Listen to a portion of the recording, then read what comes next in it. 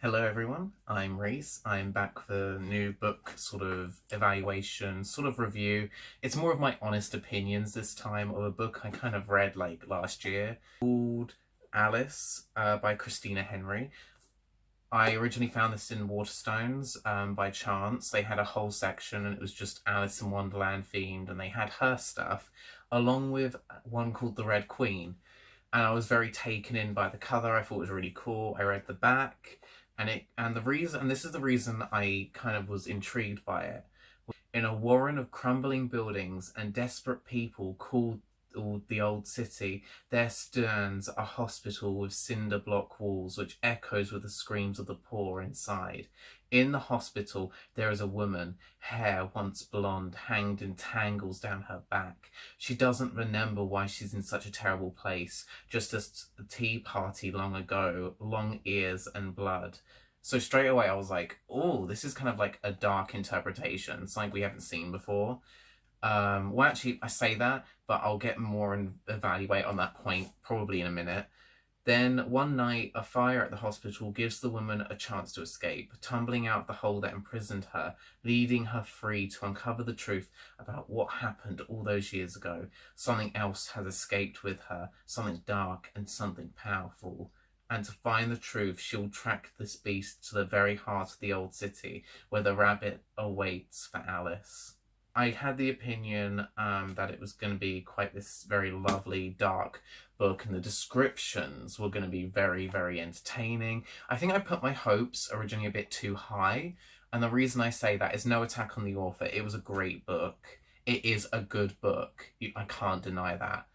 But I think the problem is, it comes down to the fact that when you get a book that's so iconic like Alice in Wonderland, where it doesn't make sense, but it's so whimsical and has a lot of opportunity for sequels, readaptations, and we see it time and time again. It gets used a lot, and I think that's the problem.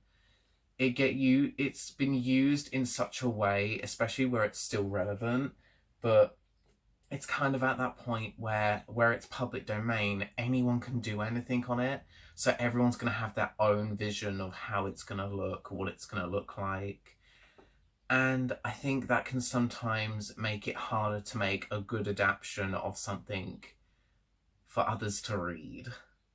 Now, I'm not saying that as anything against her. She wrote this book beautifully, as I said.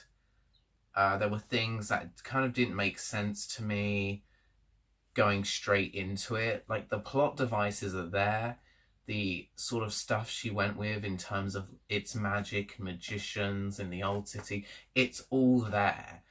But where she tried to go very gothic and very sort of grotesque and horror, it sometimes kind of got lost. It's very hard, especially when you use the Alice is insane and is trapped in an asylum sort of trope. I kind of consider that a trope now, because so many people have done it. There's a game which was made, which is very popular, which was Alice the Madness Returns, and they really differentiate it from their thing, but half the game takes place in a literal mental hospital with Alice's deteriorating memory, and there's thoughts, there's mentions of sexual abuse, harassment, what it's like being her, where she's entrapped in her own imagination, and it's being used against her by predatory people. And that's exactly what this book does too. They both do it differently enough. Like, it's two completely different books at the end of the day. But you can see how it's being used again and again and again. Even in the third Walt Disney production of Alice in Wonderland, which was the second live action but the third movie altogether, the first 2 minutes of the movie, she's in an asylum again. And though I love the trope myself, I can't deny it. I can see why people go for it. It kind of feels like it makes it a lot harder for the author as well to kind of differentiate her stuff from what's already been done.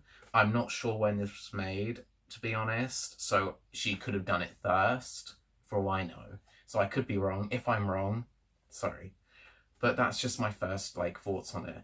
There were things that were really interesting to me, like how she escapes. This is kind of spoilers territory we're getting into, but she used the Jabberwocky as this overarching evil that's kind of hanging over her and trying to follow her throughout the book. Like each night, the Jabberwocky could suddenly pop up trying to find her, and it's snatching people off the streets to eat, to like kill and presumably eat.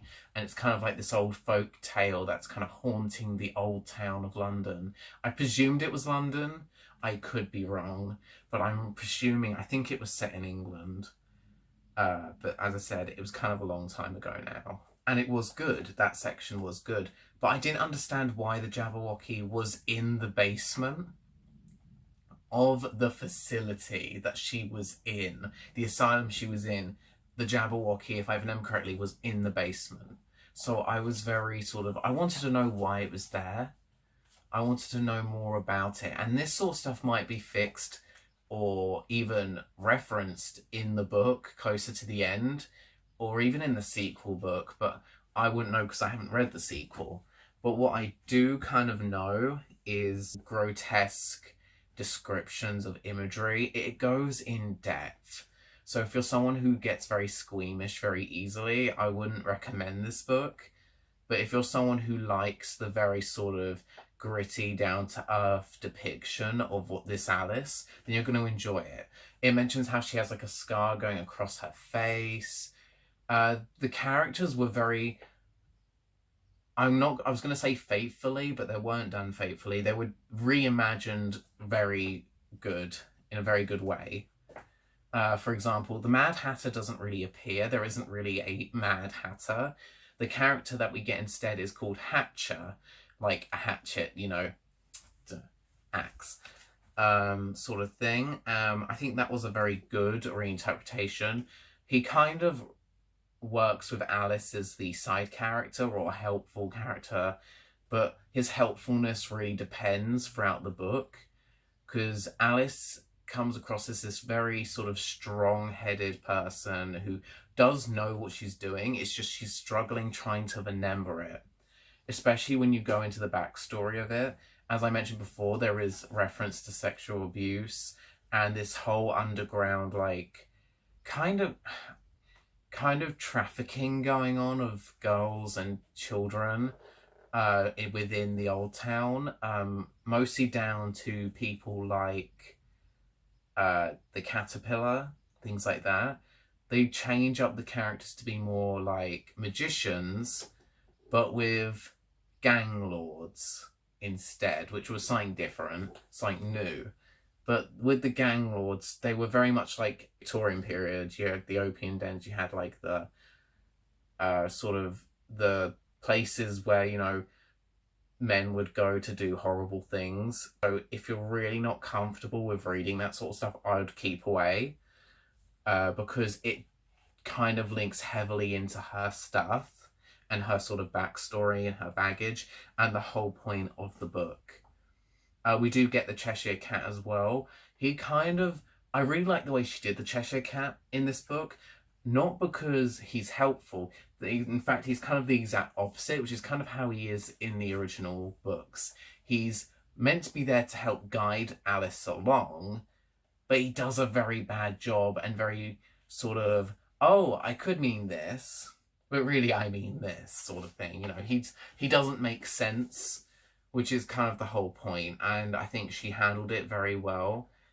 I think if this was made for a screen adaptation, a lot of it would probably be cut down. Not because I think it's not possible to do, but probably depending on who the director is, depends how much of the gore, how much of the sort of imagery they would want to show on a movie screen. Especially when really all the adaptations we've had ever so far on TV and on movie is very much children, family orientated versions of the story. So if this was created, it would set up something we've never seen before in terms of cinema. But if they do it, I would probably go and see it, because as long as it's in with the right director, it'd be done really well. And you can really sort of see where she was going with it. And the one scene that sticks in my head the most about this book so far was the sort of description of the sweetness and the sort of dreamlight. It was like this really beautiful kind of nice setting at one point, like a cottage, I think it was, where, you had sweet smelling roses, and the description was so vivid about how lovely and sickly it was. And, you just wanted to stay there for the entire book with the characters, but it was all kind of a facade in the grand scheme of things to kind of trap Alice and stop her from moving forward with her plan and her goals within this book. Hatcher has a new kind of backstory.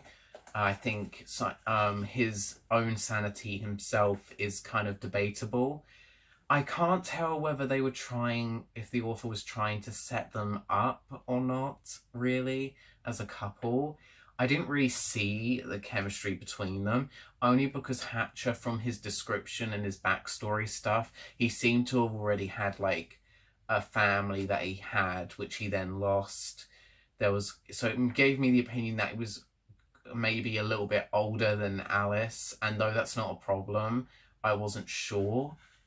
Because I don't really know. I don't think it ever really says specifically how old Alice is at this point. You could probably guess she's like teenager to adult, but as I said, I wasn't really sure where she was going with that. The caterpillar from before, very nasty, very grotesque. There's references to the sequel book with the Walrus and the Carpenter, which I found was really good, nice. I really like that. It's like a one-off statement, but it's really cool. And I think with the caterpillar stuff, it goes really in depth with the graphicness of it. Like, I think, if I remember correctly, there's like people, like the girls are very objectified. They're kind of treated very horrible. There's torturing creatures. There's a walrus as well. I think that might have been the thing. It's uncomfortable to read, and not in a bad way. It's just kind of, you need to take a break every now and again when reading this book, because it is enjoyable. It is a good book. The writing is good. But I, as someone who likes to read more stuff which has a happier endings to things and more whimsical things, I kind of felt left in the dark, especially because in my vision of Wonderland it's more about the whimsicalness of it, while this kind of goes more into the sort of idea of drugs, violence, vandalism, death, murder, abuse. So I kind of felt left behind. But I still would suggest, if you, like, with this knowledge in mind, if you're going to go and read the book, take this on board. And that's all I kind of have to say on it. There's, like, some really good points, that get made. The characters are all right. The Cheshire Cat is just referred to as Cheshire, but from the covers I got the idea that all these people were going to be like sort of more anamorphic, with like the animal thing, but I don't know how true that is, where I can't remember. That's just down to my memory. It could have been more of a mask thing, because it kind of pushes the idea that this is like bigger than what Alice first imagines. Like these gang lords that use magic and things, it goes much deeper, which I think is where the Red Queen book will come in. But yeah, I'm going to leave it there. That's kind of my opinions on it. You can take that as you will. But yeah, so I don't really give ratings to books, because really that's for people to, outside of me, not me, to do. But as I said, take on board what I've said. It's disturbing, but it's still a good book. So each to their own. And yeah, I think I'll probably end this here. I'm hoping to review a book I couldn't finish next. It's What If It's Us by Becky Abatelli and Adam Silvera. So keep an eye out for that. I'll probably explain why I couldn't finish it at some point in the future. So yeah, thanks for joining, and hopefully see you all another time. So yeah.